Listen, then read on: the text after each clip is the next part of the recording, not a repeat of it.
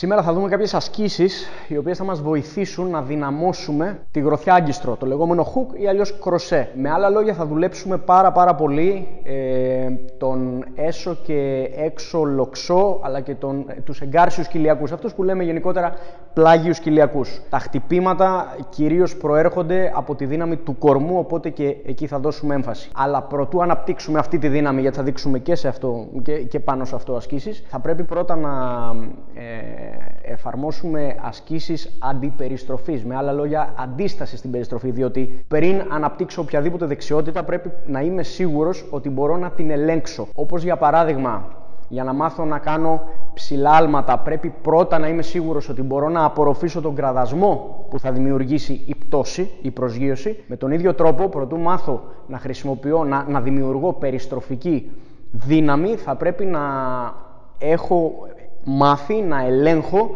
τη δύναμη αυτή, αλλά και το πώς και πότε τη σταματάω σωστά. Λοιπόν, η πρώτη άσκηση έχει να κάνει με αντίσταση στην περιστροφή. Θα μας τη δείξει ο Κυριάκος και είναι τα pull-off press.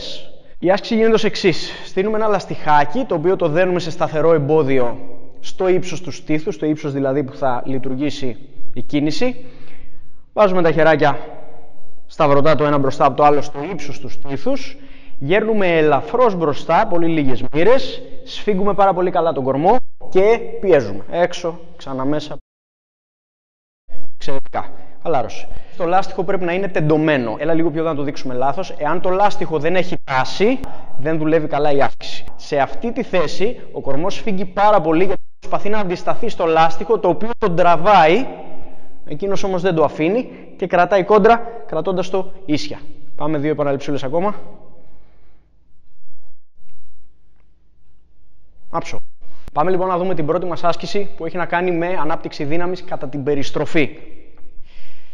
Παίρνουμε λοιπόν την μπάρα, την οποία τη βάζουμε σε θέση landmine όπως ονομάζεται, δηλαδή με το ένα άκρο στηριγμένο κάτω. Ερχόμαστε κάτω από την μπάρα, την πιάνουμε με τα 2 χέρια, τεντώνουμε, όχι τελείως, αφήνουμε λίγο απόσταση από το σημείο που τεντώνουν οι αγκώνες. Από αυτή τη θέση σφίγγω πάρα πολύ καλά τους γλουτούς μου.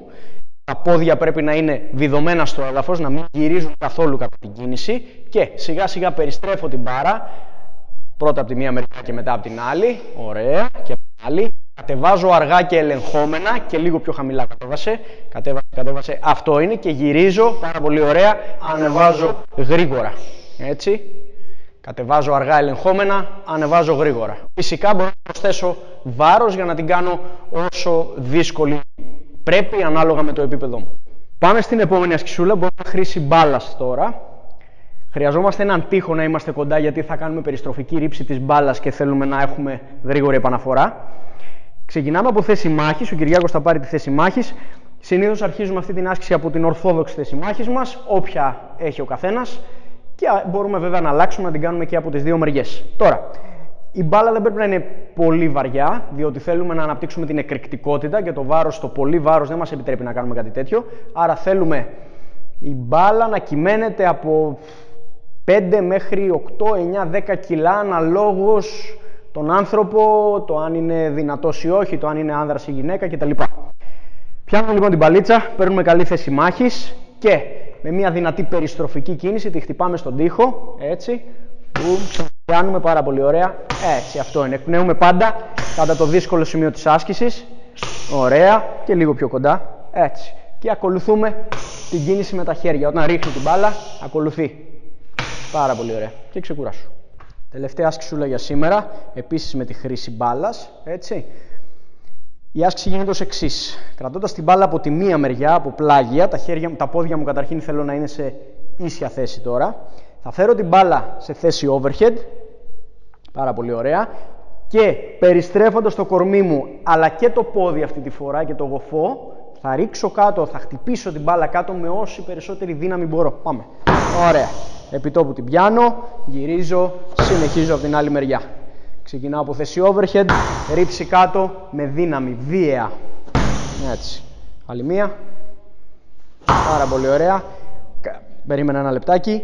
Ενώ ρίχνει την μπάλα προς το έδαφος, ακολουθεί με το κορμί του την κίνηση, λυγίζοντας ελαφρώς και τα γόνατα. Πάμε. Έτσι. Άλλη μία.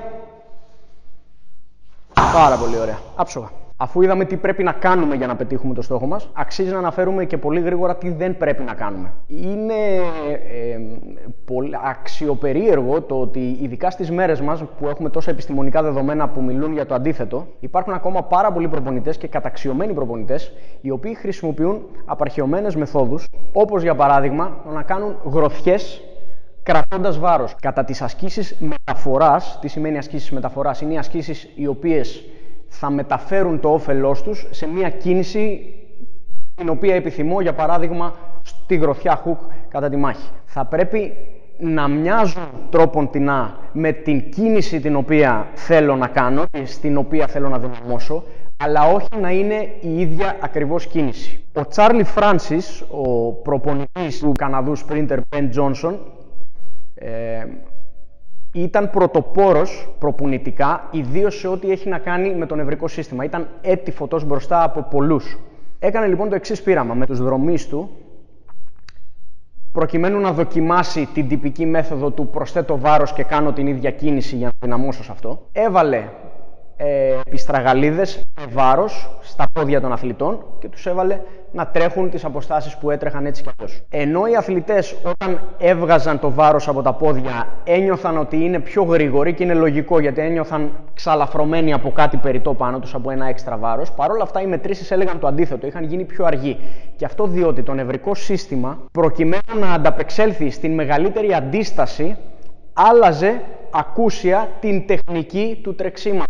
Στη συγκεκριμένη περίπτωση, όταν το πόδι είχε ολοκληρώσει το διασκελισμό και βρισκόταν πίσω, άρχιζε όσο το βάρος γινόταν μεγαλύτερο, αντί να επαναφέρει την κίνηση προς τα εμπρός, ευθεία που είναι η πιο γρήγορη διαδρομή, να κάνει ελαφριά εξωτερική κίνηση. Με άλλα λόγια, ο δρομέας έχανε χρόνο. Με παρόμοιο τρόπο λειτουργούν όλες οι ασκήσεις μεταφοράς. Όταν κάνω ακριβώς την ίδια κίνηση με μεγάλη αντίσταση, κινδυνεύω το νευρικό σύστημα να χαλάσει την τεχνική μου. Περισσότερα για αυτό το θέμα υπάρχουν σαν πληροφορίες και σε ένα παλιότερο βίντεο, του οποίου το link θα υπάρχει στην περιγραφή από κάτω. Τέτοιου είδους ασκήσεις, όπως αυτές που δείξαμε σήμερα, όπως και άλλες φυσικά, υπάρχουν στο πολύ πρόσφατο πρόγραμμά μας, το Battle Tested, ένα πρόγραμμα μαχητικής δύναμης και φυσικής κατάστασης, το οποίο θα απογειώσει τις επιδόσεις σου. Συνιστώ να το κοιτάξεις, ο σύνδεσμος θα σας τα βρίσκεται από κάτω στην περιγραφή.